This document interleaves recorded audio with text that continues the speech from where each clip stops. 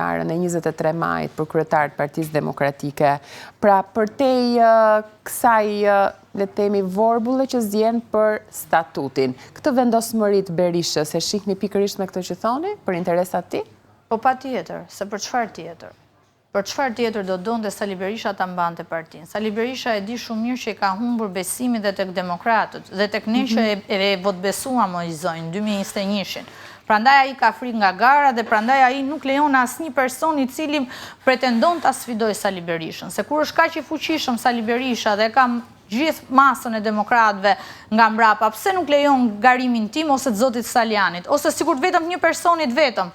Nuk është e thënë. Ju nuk e keni më të mundur, jeni dhe ju e përjashtuar. Tani unë nuk e quaj veten të përjashtuar, për sa kohë të thash që mbas shtatori 2025 çdo vendimarrje e marrë nga ish kryetari Sali Berisha nuk ka asnjë fuqi ligjore dhe është një vendim nul.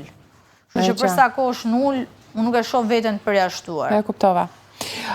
Gjithsesi për të shmangur këto interpretimet statutore dhe asaj çka po deklarojmë ne deri tani, apo neni Basha e gjithçka, mundet dhe a duhet që baza e Partisë Demokratike të ketë një referendum për këtë çështje dhe të pyeten të gjithë dhe më pas të rezultojë, pra do të jetë një rezultat nga përgjigjja e këtij referendumi. Tani kur nuk lejojnë garën, si mund të lejojnë referendumin? Është e thjeshtë, ai po bllokon garën sepse ai po jep një mesazh që të jesh e qartë ti dhe gjithë publiku që është duke ndjekur, që kushdo i cili mendon ndryshe do ketë fatin Alisja Balliut dhe Tervin Salianit. Ky është mesazhi që Sali Berisha po transmeton për zërin ndryshe apo për dikë që do hapin e Partisë Demokratike, do bashkimin e demokratëve dhe do që PD-ja të jetë fituese. Pastaj kushdo që PD-ja të jetë këtu ku është me Sali Berishën, Sali Berisha mund ta mbajë gjithë jetën, por PD-ja me Sali Berishën nuk vjen pushtet. Ju thatë pak më parë se do të ndiqni hapat e tjerë ligjor deri në gjykatë. Unë ju kujtoj një deklaratë të zotit Saliani bërë me kolegen Ola Bruko se një padi në gjykatën e Tiranës do ta fuste Partinë Demokratike në ngërç në kontekstin e krizës aktuale brenda partisë. Ju si e lexoni këtë?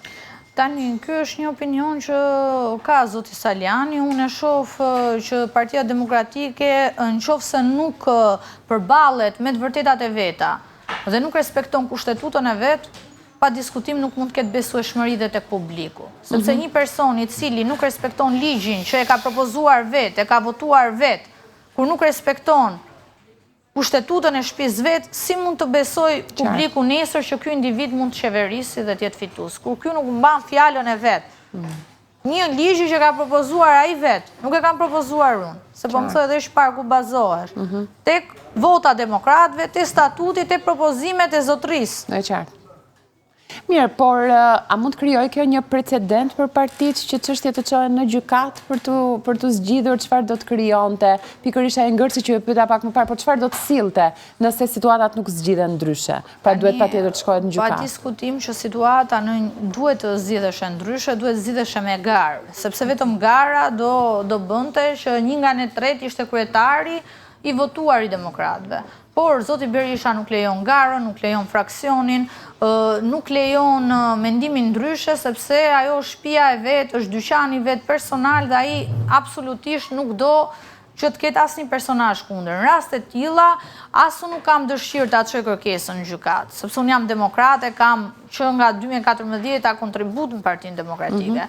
Por si jeni ndjerë ju në Partinë Demokratike përgjatë gjithë këtyre viteve? Tani unë vi nga familje djathtë, me kontribut në qytetin e Elbasanit dhe pa diskutim që më vjen keq që Partia Demokratike sot është e kapur dhe uzurpuar dhe pa diskutim që ndjej një keqardhje të madhe sepse ishte një parti e cila pa diskutim zgjonte shpresën dhe ishte një parti e cila nesër pretendonte të vinte në pushtet. Cili ishte momenti i parë që ju e kuptuat këtë? E kuptova tek primaret. Aty pata zhgënjimin më të madh, kur e pash që Sali Berisha nuk ishte ndërmend t'i respektonte, kur pash që ca i futi pa qenë fare pjesë e garës, ca i futi fare pa qenë kontributor në Partinë Demokratike, u futën pa aftë në lista dhe pa diskutim që thash do humbësh. Ja kam thënë këtë edhe në zyrë Sali Berishës. Kjo është një listë humbësish.